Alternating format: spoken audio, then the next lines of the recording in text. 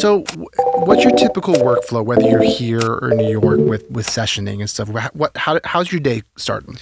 It's pretty much the same regardless. Yeah. You know, morning is morning. Usually I'll get up around, 7:30 or 8, mess around on my phone for a minute, maybe eat some breakfast. Here, I'm sleeping at the studio. Right. So I'll hop up and either I'll have phone calls and meetings in the morning, or if I've got stuff from, the previous day's session or days prior that I need to clean up, I'll do that in the mornings.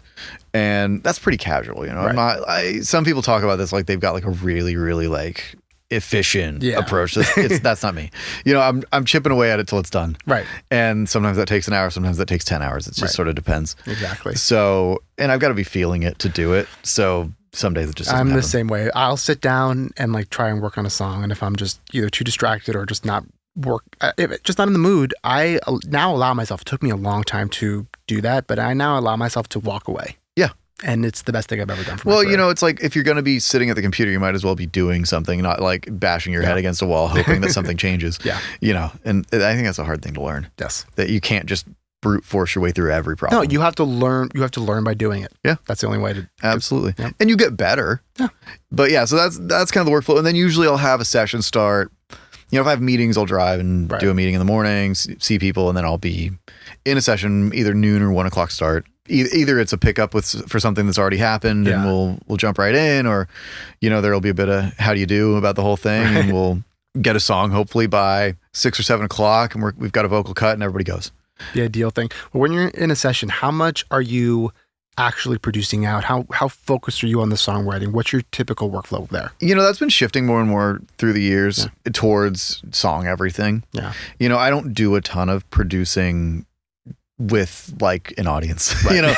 It's typically like and there are certain artists that really want to hear developed tracks. And over time I've just started to work with less and less people because I really want to have an aligned approach. And for me, it's like, it just doesn't make a ton of sense to get overly invested in producing out a track when there is no song to it. Yep. I'm the same way. And you know what? All love to my beat guys. It's like, that's so cool. And I wish I was that guy. Yeah. But for me, it's like, I want to sit there and have this top down approach where like, we've written out some chords. We maybe have a cool internal melody, a cool riff, maybe a drum movement.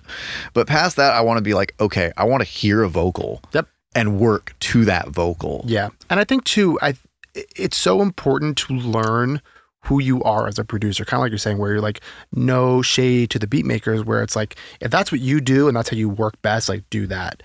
But I think you're similar to me and a lot of the producers that I tend to gravitate towards is that you're almost a songwriter first. Yeah. And you want to get that song, and I don't know about you, but I find it significantly easier to produce around a great song than a crappy one. Oh, of course. Well, you're not putting lipstick on a pig. Yeah. And, I think that like, as a session writer in particular, where like you're starting from zero more times than not. Yeah. There's a lot of risk involved. Just what am I going to get today? Yes. Is the song going to be good? Am I going to like it? And I want to do everything in my power to avoid having to spend like 12 hours building out a track that I actually don't like. Yeah. So I think that was what really inspired me to get into songwriting in a serious way to begin with, because people were bringing me songs to produce out, and I was like, these aren't as good as they can be. Yep. And in a lot of cases, they're just probably not something that I want to spend my time on. Yeah. And I think this is also why I take on this role, but I think it's why producers in general are the ship steerers in the songwriting session, because spoiler alert, producers have to work on the song the most out of anyone in that room. Yeah. And for a songwriter, again, I'm saying this because I do a decent amount of just top lining where I'm not even producing that day. Mm-hmm. Songwriters write the song for a couple hours and then they leave. Yeah. And then that's it. And producers, it's like you're saying, I don't want to have to sit and make a version of a song that's like not great. Exactly. And I'm going to try and make sure in that session the song is going to be the best it can be and play devil's advocate. Absolutely. And look, no shade on everybody else. Like everybody has an important role to play. And like, I'm so thankful for all those people. It's just the kind of thing where it's like a mindset that you get into as a producer where it's like, I can only really do well what I'm into and what I do well. Yes. There have been a lot of instances where we've written a great song in a session that I just can't connect with. Yeah. And I'll say, is there anybody you know that might be better suited to Yes. this. Like all blessing, no problem, send in the stems, like have fun. And, you know, occasionally that really is a productive way to work. It is. And I think not enough younger or producers early on in their career have that mindset where I used to be like this too. We all were, where I wanted to impress everyone I wanted to work with. And I always wanted to be the best. But now after doing this for a couple of years, I know who I am. I know what I'm good at making. And I'm very comfortable if we're writing a song one day that I know pretty quickly that I'm not the right producer to produce it out. I'll make a top line version where a top line version is just piano vocal or guitar vocal, just something that shows off the song. And that I'll make sure the vocal sounds incredible.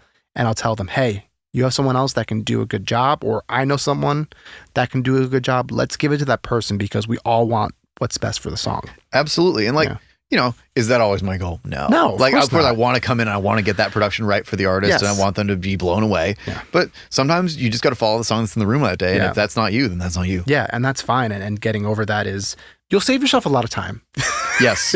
Well, and just headaches. Yes. You know, I want to be a versatile producer. Yes. But I'm never going to be able to do everything. Yep. And it's funny, once in a while I'll get a song that's got such a completely different approach, technically speaking. And usually it's things that are more sound design heavy than I'm accustomed to. Right. Where I'll just be like, there are so many people who are so good at this and I'm not one of them. That's great. Like go find them. Like, that, and again, it takes a big person and someone who knows who they are to do that. My favorite part of these discussions that I've been having is asking producers what they're doing to work quickly, and do you even like doing day of bounces, day two bounces? What's your ideology behind that? I avoid doing a bounce until I've had a chance to clean everything up. And in some ways that varies artist to artist. There are certain people where I know that there's no reason to put a lot of work into it because they're like song farming. Right. Or if I know there's like some executive producer that's going to have a real stamp on it. Yes. It's like there's probably no sense getting overly invested. But in those situations where I'm like, okay, you haven't quite built your team out, or we have a strong working relationship already, I have a really strong understanding of what you're going for, then like I'll pretty much go all the way with it, or as close as I can get. And that's why, you know, in those instances, I'm going to make a really, really big point of getting the best vocal I possibly can. Right. Because I can't rely, especially being mobile like I am, I can't rely on myself being frequently in the same city as the artists I'm working with. A lot of the artists I'm working with are touring a ton. Yeah. Even though I might be free for the month after that session, and I might even be in that artist's hometown. Right.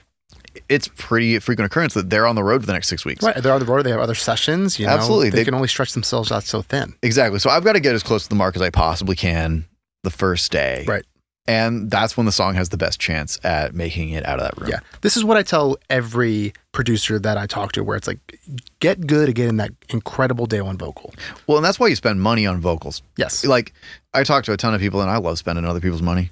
I love spending my own money. Yeah. But, you know, vocal chain construction is truly the one place where I'm like, you do get what you spend. Yeah. And it makes your job easier.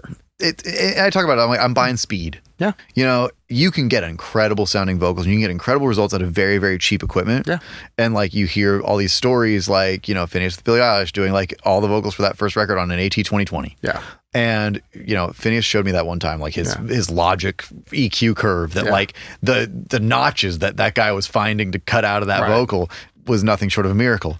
But and like the vocal sounded great. It's also Billie Eilish's vocal. I think a lot of people like to forget that because I know that story as well, and people like to bring it up. I'm like, yeah, you're not Billie Eilish. I don't know how to tell you that. Yes, right. And you have to be right for the voice. And like, if you can find the right pairing, you're made. Yep. But typically with higher quality equipment, it's just speed. And if I'm cutting a vocal, sometimes for multiple songs in the same day, I don't want to have to go and do all the different processes you can't escape. Yep. And then have to re-engineer the vocal in the box once it's there, when I could just avoid that by recording it right on the first thing. This is the thing too. I used to record all my vocals on this exact SM7 for years because it's all I could afford. And yes, we all know you can make an SM7 sound incredible under the right circumstances, but it's a lot more work. And now I'm on much nicer things. And it's incredible how little post-processing I'm doing. Yeah. At this point where I'm like, oh, it just sounds good. I just have to like take a little bit of the low out and maybe, add some sheen if it even needs it. This is why you see all these videos all over TikTok and Instagram where it's like, you don't need this and you just do this and that there's this emulator. And it's like, sure, you can get there. And this is why I talk about day one bounces and stuff is as producers, we're expected to work faster and faster and faster to give A&Rs and teams and artists bounces. And like you said, we're buying speed. Mm-hmm. And if I can buy more time for myself to work on other things and not have to sit there for 3 hours to make a vocal sound good and only sit there for 15 minutes, well, that's worth it. And you're buying creative inspiration back because you get to spend time being creative instead of doing these technical tasks that are repetitive and non-creative. Yeah. And one thing I will say is aside from buying speed, you're buying this generality that you can't get from that equipment. Like you know these TikTok videos, right? Yes. Where people are giving you a tutorial on how to do something that's really specific with free or very affordable tools. Yeah. And I think that the huge value point for those is less on a sessioning producer and more for somebody who's recording themselves. Yeah. Like I think that if you've got an artist and especially specific types of artists that have a sound that lends itself to more processed vocals, right, you can get so far with a cheap mic and a good preset. Yeah. And I feel like that's what those guys do really well. If you're recording the same singer day in and day out, you can really hone in that preset and you can just work faster because you're like, yep, this is my vocal and I do it every day. And you don't have to buy speed for that. It's when you're starting from zero with a new person almost every single day, then you really do benefit from that stuff. Yeah. Oh no, absolutely. So with the whole working quickly thing, I love to ask producers about